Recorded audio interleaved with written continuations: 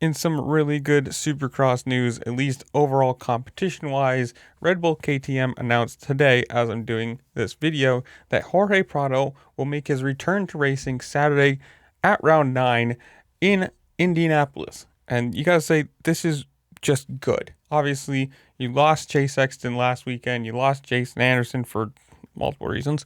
Uh, Barsha being out still, Jet being out for the year.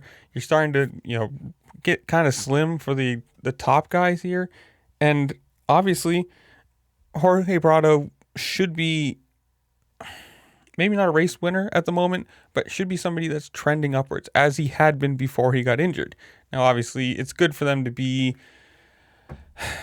on the safe side of things because he does have past shoulder injuries, and that's what this was. So to take a week or two off when you're kind of out of the championship hunt already wasn't exactly the worst decision in the world for him and for the team, because obviously you don't want him out there being 75% or whatever he was, possibly hurting himself, having another crash and being out for multiple weeks or months and then screwing up everything. So from a safety side of things, good, smart. But it's just a good thing to have him back. He's been trending towards the right direction.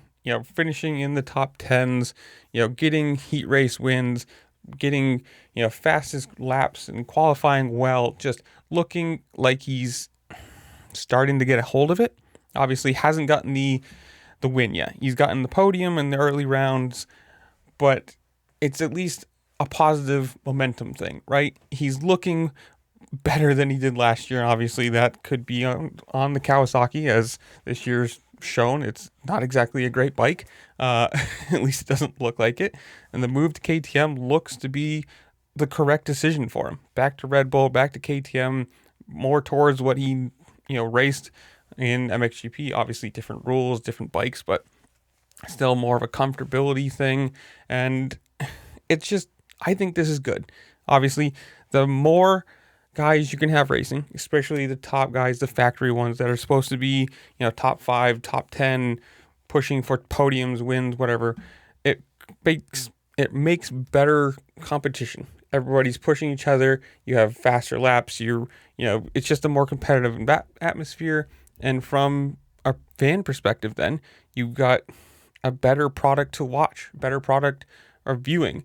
It's more exciting. Obviously, if somebody just gets out front and wins by 40 seconds, who cares? Whatever, this race is a wash, move on from it. So for him coming back, obviously, I don't think he's going to immediately jump right into win mode, but at least he will be another guy in the top 10. He'll be a guy who's, pushing the speed in qualifying and in lap races, in heat races. And who knows, he could come back and be, rested and come right and be competitive, maybe push for another podium this year. And I'm excited for this. At least it's good news from my side of things, from my interest of this, because I want the best guy racing, or the best guys racing all the time. I mean, obviously injuries happen and they suck, and it's not something that you want or hope for anybody, but the more of them out there, the faster it's going to be, the better it's going to be. And I'm excited for this, but so I'm going to leave you guys. Comment down below. You guys tell me, are you excited to see him back? Are you sad Chase Sexton is still out? How well do you think Prado is going to do? Who do you think wins in Indy? 250s, 450s, whatever it is. Comment down below. Tell me what you think while you're down there. Make sure to like, share, subscribe. Do all the fun things the platform allows you to do, because it does really help me out, and I appreciate it. And with that, I'll see you later. Peace.